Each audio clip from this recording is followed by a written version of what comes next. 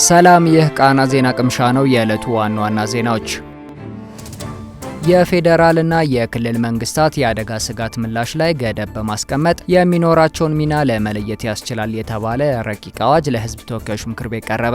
ምክር ቤቱ ዛሬ ረፋድ ባካሄደው መደበኛ ስብሰባ የኢትዮጵያ አደጋ ስጋት ስራ አመራር ረቂቅ አዋጅ ላይ በመወያየት ለዝርዝር እይታ ለውጭ ግንኙነትና የሰላም ጉዳዮች ቋሚ ኮሚቴ በሙሉ ድምጽ መርቷል። በስራ ላይ ያለው አዋጅ ውጤታማ የሆነ የአደጋ ስጋት ስራ አመራር ባለመፍጠሩ እንዲሁም ከዓለም አቀፍ ስምምነቶች ጋር የሚጣጣም ባለመሆኑ አዲስ አዋጅ መዘጋጀቱን የመንግስት ዋና ተጠሪ ሚኒስትር ዶክተር ተስፋዬ በልጅጌ ረቂቅ አዋጁን አስመልክቶ በሰጡት ማብራሪያ ገልጸዋል። እንዲሁም ስለ ፌዴራል መሪ ዘርፍ ተቋማትና የክልል መንግስታት ተግባርና ኃላፊነት፣ ስለ አደጋ ተጋላጮችና ተጎጂዎች መብትና ግዴታ እንዲሁም ስለ ኢትዮጵያ አደጋ ስጋት ምላሽ ፈንድ መቋቋም፣ የኢትዮጵያ የአደጋ ስጋት ስራ አመራር ኮሚሽን ምክር ቤት ማቋቋምን የተመለከቱ ድንጋጌዎችንም ማካተቱንም አብራርተዋል። አዲሱ ረቂቅ አዋጅ ግልጽ የሆነ የስራ ክፍፍል በፌዴራል መንግስቱና በክልሎች ለማስፈን በአጠቃላይ ቀድሞ በነበረውና አሁን ስራ ላይ ባሉት ፖሊሲዎች ላይ የተመለከቱትን ተጨማሪ ተግባራት ለማስፈጸም አላስቻለም የተባለውንና በ2008 ዓ.ም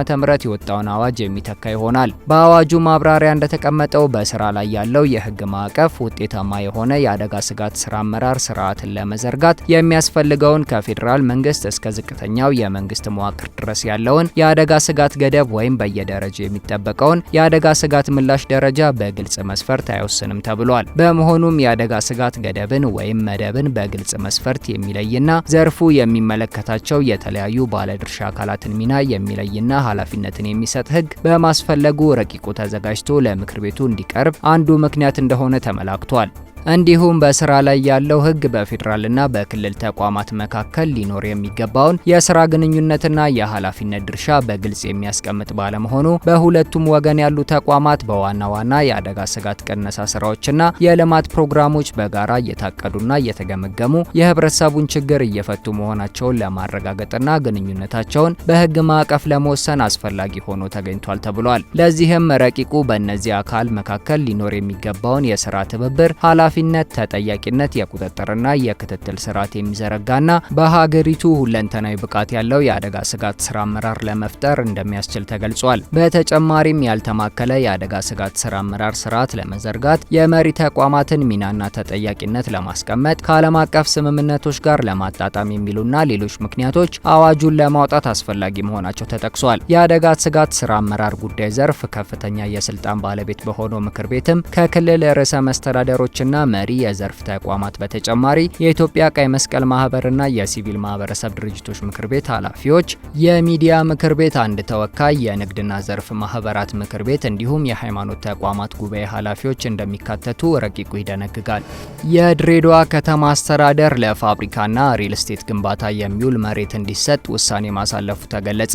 የድሬዳዋ አስተዳደር ካቢኔ የልማት ስራ ለማከናወን በህግና መመሪያ መሰረት መሬት ለጠየቁ አካላት ተዘጋጅቶ የተቀመጠው መሬት እንዲሰጣቸው መወሰኑን የከንቲባ ጽሕፈት ቤትና የካቢኔ ጉዳዮች ኃላፊ ገበየው ጥላሁን ለቃና ተናግረዋል። የአስተዳደሩ ካቢኔ ትላንት መጋቢት 8 ቀን 2017 ዓ.ም ባካሄደው መደበኛ ስብሰባ ለባለ ሀብቶች እንዲሰጥ የተወሰነው ከሁለት ወራት በፊት የቀረቡ ጥያቄዎች መሆናቸውን ኃላፊው ዛሬ ለቃና አብራርተዋል። የመሬት ጥያቄዎች ለከተማ አስተዳደሩ ካቢኔ ጽሕፈት ቤት ከቀረቡ በኋላ በጥያቄው መሰረት የኢንቨስትመንት የአዋጭነት ጥናትና የሚፈጥረውን የስራ ዕድል በመሬት ልማት አስተዳደር ቢሮ ተጠንቶ በካቢኔው እንደሚወሰን የካቢኔ ጉዳዮች ኃላፊው ገልጸዋል። ካቢኔው የመሬት ጥያቄዎችን በተመለከተ በ15 ቀናትና በየወሩ በመሰብሰብ ውሳኔዎችን እንደሚሰጥም የገለጹ ሲሆን መጣራት የሚገባቸው ጉዳዮች ሲኖሩ ውሳኔው እንደሚቆይ ገልጸዋል። በትላንትናው የካቢኔ ስብሰባ መሬት የተሰጠው ለፋብሪካና ሪል ስቴት ግንባታ ሲሆን ባለሀብቶቹ የኢንቨስትመንቱን 30 በመቶ ካፒታል ማሳየታቸውንም አስረድተዋል። ከካቢኔ ውሳኔ በኋላ ለመሬት ልማት አስተዳደር ቢሮ ደብዳቤ በመላክ የመሬት አሰጣጥ ሂደት ተግባራዊ መሆን እንደሚጀምርም ጠቁመዋል።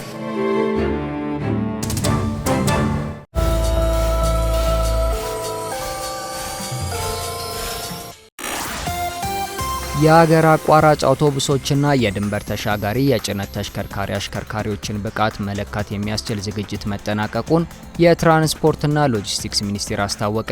የመንገድ ትራፊክ አደጋን ለመከላከል እንዲቻል በህዝብና በጭነት አገልግሎት ላይ የተሰማሩ የንግድ ተሽከርካሪ አሽከርካሪዎችን ብቃት መለካት የሚያስችል ሰነድ እየተዘጋጀ መሆኑን የትራንስፖርትና ሎጂስቲክስ ሚኒስትር ዴኤታ በሪዮ ሀሰን ገልጸዋል። የትራንስፖርትና ሎጂስቲክስ እንዲሁም የስራና ክህሎት ሚኒስቴሮች ከሌሎች ተቋማት ጋር በመተባበር የአሽከርካሪዎችን ብቃት ለመመዘን ዝግጅት እያከናወኑ መሆኑም ተጠቅሷል። በዚህም መሰረት የብቃት ምዘናው በየደረጃው ተከፋፍሎ እንደሚሰጥ የተገለጸ ሲሆን በመጀመሪያ ዙር የሀገር አቋራጭ አውቶቡሶችንና የድንበር ተሻጋሪ የጭነት ተሽከርካሪ አሽከርካሪዎችን ብቃት መለካት የሚያስችል ዝግጅት መጠናቀቁን የትራንስፖርትና ሎጂስቲክስ ሚኒስቴር በኦፊሴላዊ የፌስቡክ ገጹ አስነብቧል። አሽከርካሪዎች ባሉበት ቦታ ሆነው ለብቃት ምዘናው እንዴት መመዝገብና የተሃድሶ ስልጠና መውሰድ እንዳለባቸውም ሚኒስትር ዴኤታው ሲስተሙን ካበለጸገው ኤስዲኤስ ከተባለው ተቋም ጋር መወያየታቸው ተጠቅሷል። በማሽከርከር በሰውና በንብረት ላይ የሚደርሰውን የትራፊክ አደጋ ለመከላከል ለሚደረገው ርብርብ ከሰነዶች ዝግጅት ባሻገር ወደ ተግባር ሲገባ